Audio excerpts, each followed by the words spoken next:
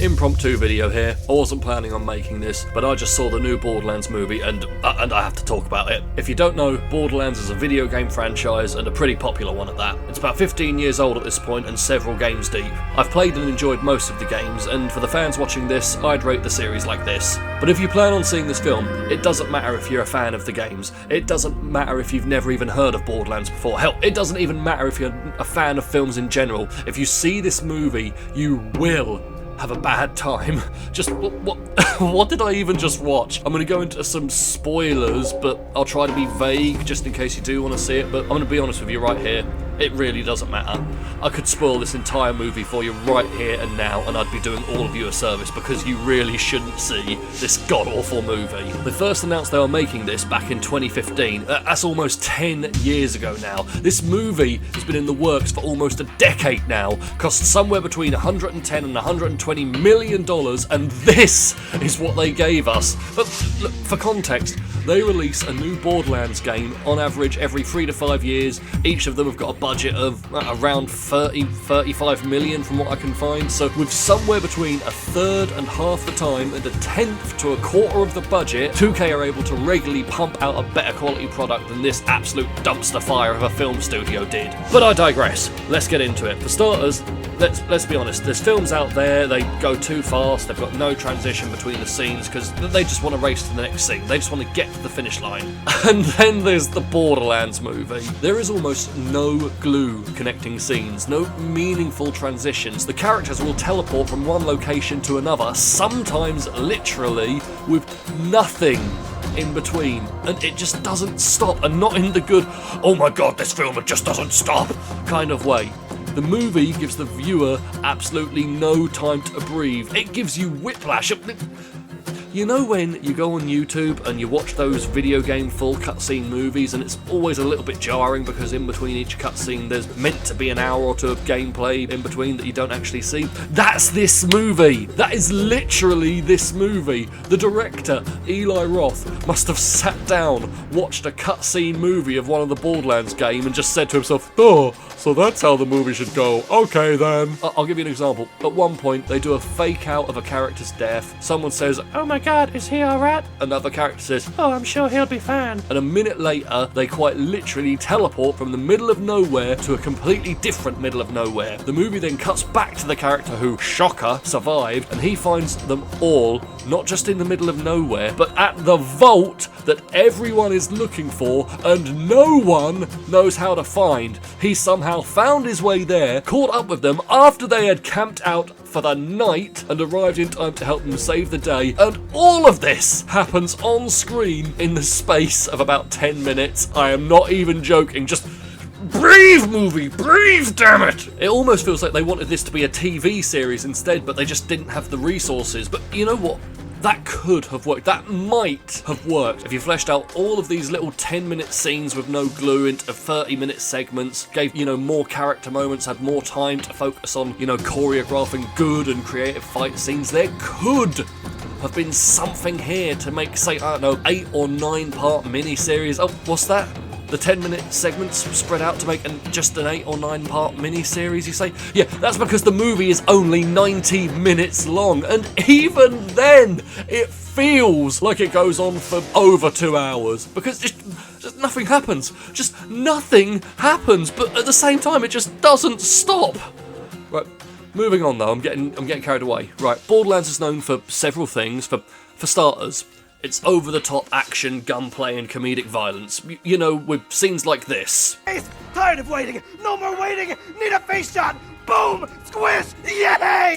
Shoot me in the face! In the face! Do it! Shoot me in the face! Face, face, face, face, face! Now! Bullets in the face! Want him! Need him! Gimme, gimme, gimme! At the sound of the bell, it will be face shooting o'clock! Bong! Knock, knock! Who's there? Shoot me in the face! End of joke! I'm gonna sing a song! Shoot me at the end of it!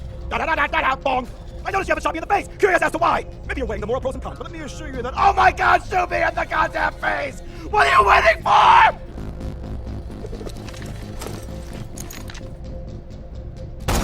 Thank you!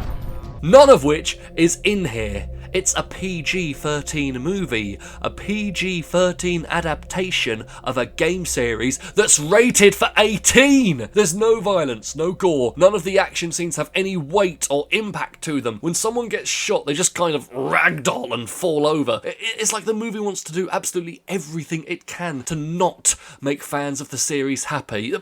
There is a scene in this fucking movie where they're going through an acid river, and they show you just how deadly this acid is by dropping a bit of metal in there, and the metal just gets melted away. Now later in the movie, the team use this acid to slow down a bunch of the psychos that are chasing them. And what happens when this metal dissolving acid makes contact with bare, naked human flesh? Nothing! Absolutely nothing! They get wet and fall over. That is it. You had one job, acid, and you couldn't even do that!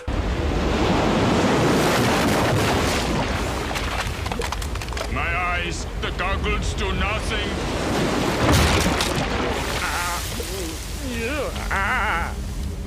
Secondly, the guns. Borderlands, it's become infamous for having a billion guns in their games. Everything from literally every element you can imagine in a gun. They've got cake grenades, guns that shoot guns, guns that fire, they may as well fire this movie, but guns that fire literal shit. Guns that play the Doom theme. Hell, they've even got guns that scream when you fire them.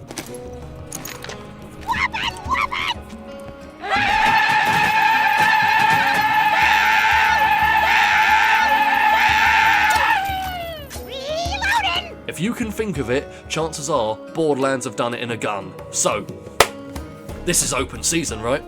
The sky is literally the limit with this. Just imagine the creativity they could have here. The violence, the comedy, the sheer badassery of weapons they could take from the games, or even just invent new ones for the films. So, in no particular order, here is every single gun I saw get used in the Borderlands film.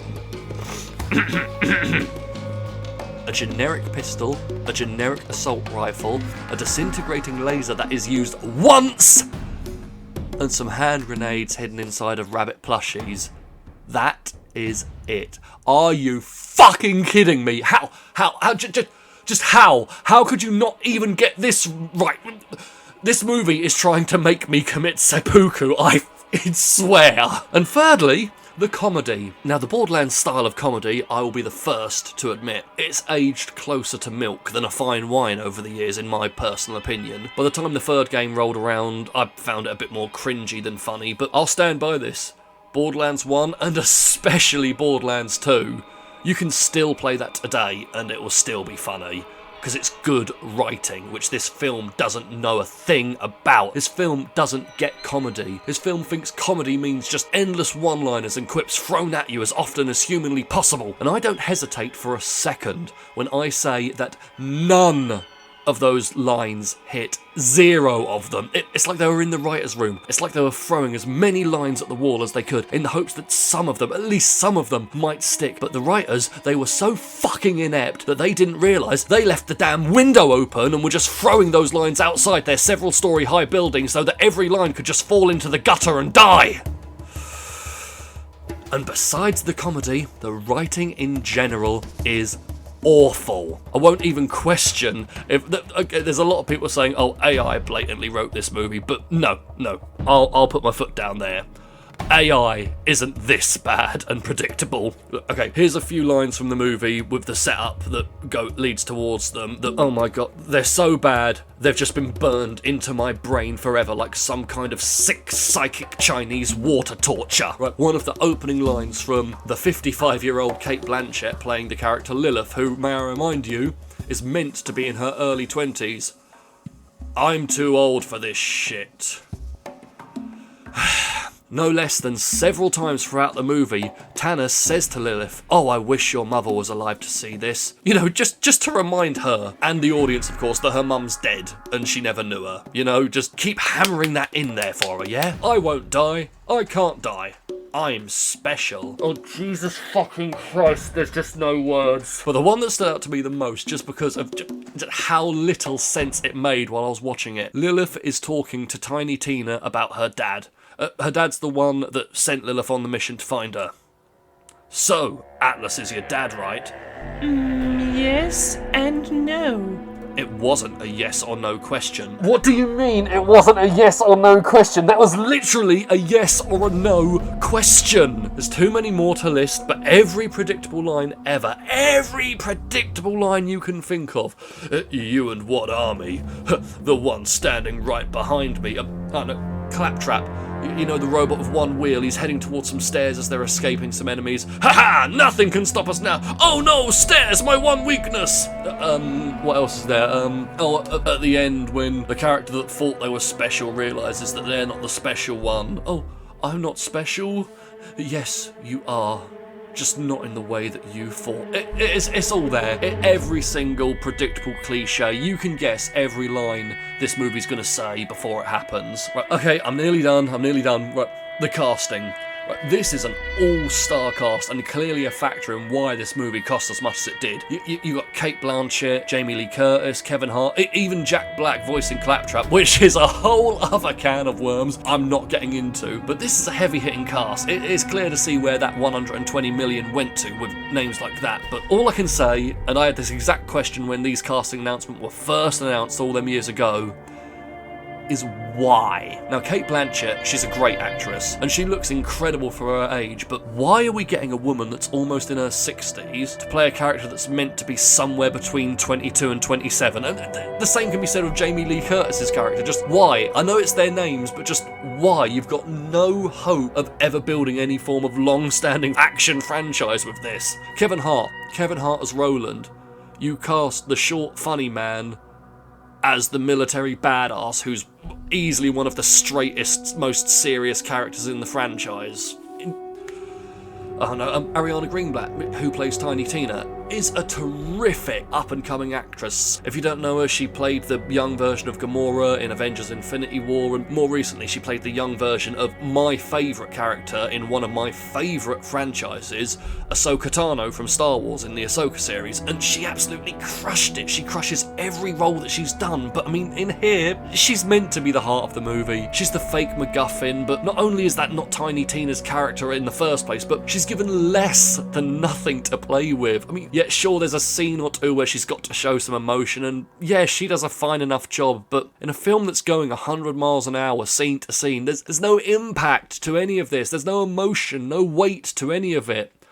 Arguably, the best character in the whole movie, I thought, was Krieg, and 100% of his lines are ADR'd and just screaming and yes, I smash you! And you can tell that it's all ADR'd because what he's doing on screen never at any point matches what he's saying at any time. It's a fail on every possible level. I mean, this movie, this fucking movie, man. Eli Roth, I can't believe I'm actually saying this, but you have surpassed the man, the myth, nay, the legend, Uwe Boll, and you've made what I believe is the worst video game movie that has ever been made.